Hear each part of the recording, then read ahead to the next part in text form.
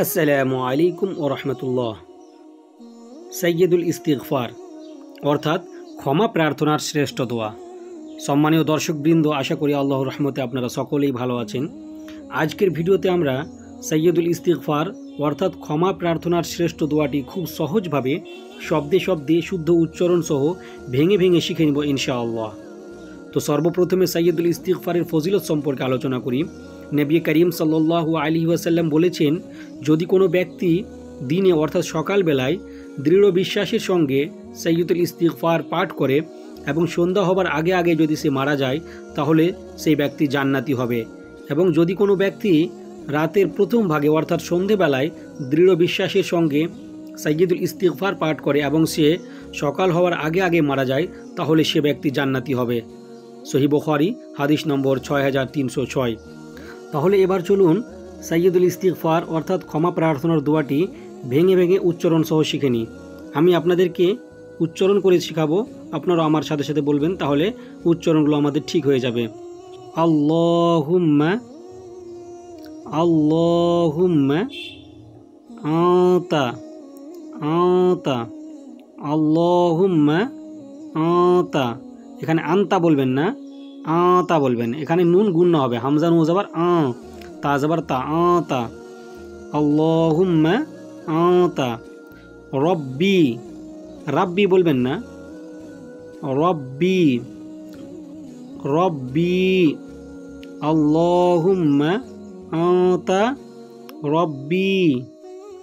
লা ইলাহা লা ইলাহা ইল্লা লা ইলাহা ইল্লা আতা। এখানেও আতা হবে, আতা।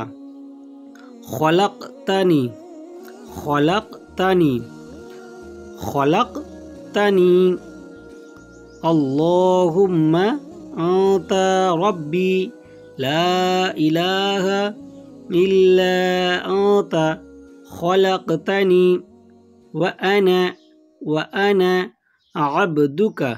আবদুকা বলবেন না, আবদুকা, আইন এখানে, আবদুকা। ওয়া আনা আবদুকা ওয়া আনা আলা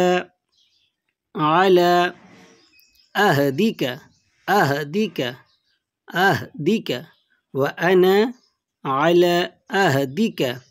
তারপরে ওয়া ওয়াদিকা ওয়া ওয়াদিকা ওয়া আনা আলা আহদিকা ওয়া ওয়াদিকা।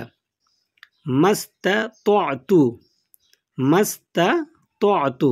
প্রথমে তা রয়েছে, তারপরে ত রয়েছে, তারপরে আইন রয়েছে, তাহলে উচ্চারণটি হবে মাস্তাতু মাস্তাতু। তারপরে আউযু বিকা আউযু বিকা আউযু বিকা। প্রথমে হামজা, তারপরে আইন, আউযু বিকা মিন আউযু বিকা মিন শাররি আউযু বিকা মিন শাররি মা সানাতু সদ হয়, সানাতু বলবেন না, সানাতু মা সানাতু। আউযু বিকা মিন শাররি মা সানাতু। আবুউ লাকা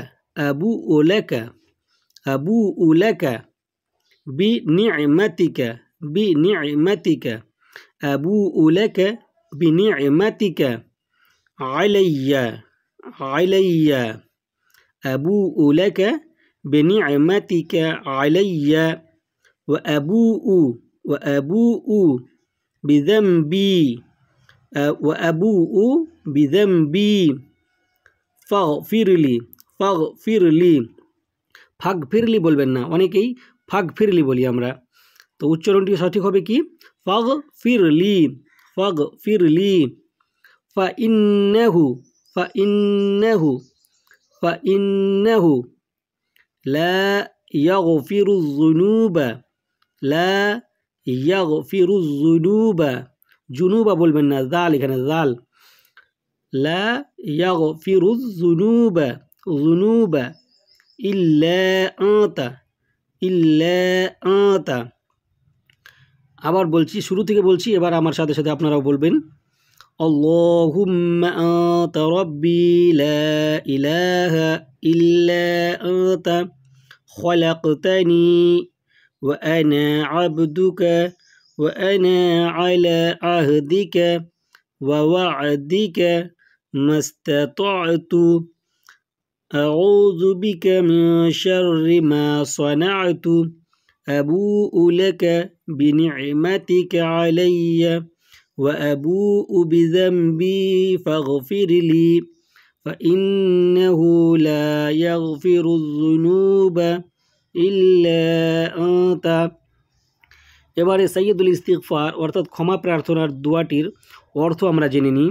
এর অর্থ হলো, হে আল্লাহ, তুমি আমার পালনকর্তা, তুমি ব্যতীত কোনো উপাস্য নেই, তুমি আমাকে সৃষ্টি করেছ, আমি তোমার দাস, আমি আমার সাধ্যমতো তোমার নিকটে দেওয়া অঙ্গীকারে ও প্রতিশ্রুতিতে দৃঢ় আছি, আমি আমার কৃতকর্মের অনিষ্ট হতে তোমার নিকটে আশ্রয় প্রার্থনা করছি, আমি আমার উপরে তোমার দেওয়া অনুগ্রহকে স্বীকার করছি এবং আমি আমার গুনাহের স্বীকৃতি দিচ্ছি, অতএব তুমি আমাকে ক্ষমা করো, কেননা তুমি ব্যতীত পাপসমূহ ক্ষমা করার কেউ নেই।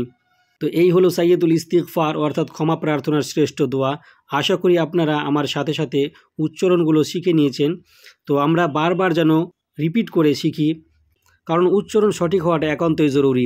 তাই আমরা বারবার রিপিট করে করে যেন উচ্চারণ সঠিক করে আমরা দোয়াটি মুখস্থ করতে পারি এবং মুখস্থ করে আমরা আল্লাহ রাব্বুল আলামিনের কাছে প্রার্থনা করি। অবশেষে দোয়া করি আল্লাহ রাব্বুল আলামিন যেন আমাদের সকল মুসলিম নরনারীকে সাইয়্যিদুল ইস্তিগফার অর্থাৎ ক্ষমা প্রার্থনার শ্রেষ্ঠ দোয়াটি পাঠ করার তৌফিক দান করেন। আমিন। আসসালামু আলাইকুম ওয়া রাহমাতুল্লাহ।